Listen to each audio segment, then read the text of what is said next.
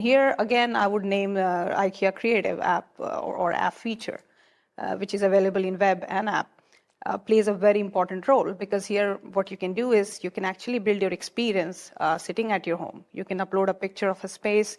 You can start designing your thing. You can see how it would look like. You can also tailor make and combine different products to give it a different shape or size. But at the same time, we are also now enhancing it with an AI there, where you will have a personal design assistant with you who will help you to design the space. So yes, one thing is like you exactly know how you want to design the space, but sometimes you need assistance. So for example, if you visit IKEA stores, you get a lot of assistance in planning your kitchen, in planning your home space.